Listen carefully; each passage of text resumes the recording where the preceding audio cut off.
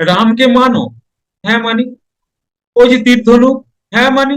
উনি ছিলেন একটা সময়, কিন্তু তোমার ওই ওই রামকে আমি ওইভাবে পূজা করি না। ওই রামই আমার মধ্যে আছেন, আত্মারাম। আমি ওনার পূজা করি।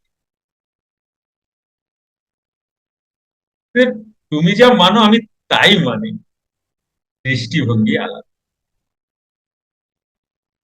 এই জায়গায় তোমার আমার ডিফারেন্স আর কি। অনেক সহজ করে, সহজ মানে কঠিন কথাটা বললাম, অনেক সহজ করে কঠিন কথা বললাম। হ্যাঁ রাজীব বাবু বলুন। একটা কথার ফ্লোতে ছিলাম তো, আপনার হাত দেখতে পেয়েছি। বলুন রাজীব বাবু। কুলকুণ্ডলিনী শক্তি আমাদের যে প্রাণ শক্তি, যাকে আমরা আমরা নিজেরাই নিজে যদি ভগবান, তো আমার একটা প্রশ্ন এই মনে আছে যে তাহলে এই যে নেগেটিভ শক্তিগুলো আমাদের এত কি করে মানে আঁকড়ে ধরে, মানে মানুষ নেগেটিভ হয়ে যায় কি করে? নেগেটিভ শক্তিগুলো মানুষ, বুঝে গেছি, বুঝে গেছি, বুঝে ভগবান গেছি। তো সবসময় পজিটিভ। হ্যাঁ, এইটা হ্যাঁ বুঝতে পেরেছি।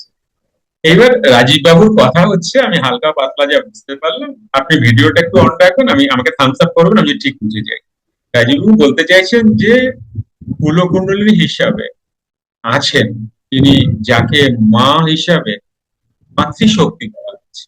তাহলে এত বড় শক্তি থাকা কালীন আমার শরীরে আমি নেগেটিভ কেন হই, আমার সাথে নেগেটিভ কেন হয়, এবং আমাকে লোকে খারাপ, মানে আমার খারাপ কি করে করে? এটাই তো রাজীব বাবু, থামস আপ। ওকে, আমি বুঝে গেছি। দেখো, ব্যাপারটা হচ্ছে যে তোমার ঘরে বসত করে কয়জন এমন জানো না। গানটা কে কে শুনছো? তোমার ঘরে বসত করে কয়জন এমন জানো না।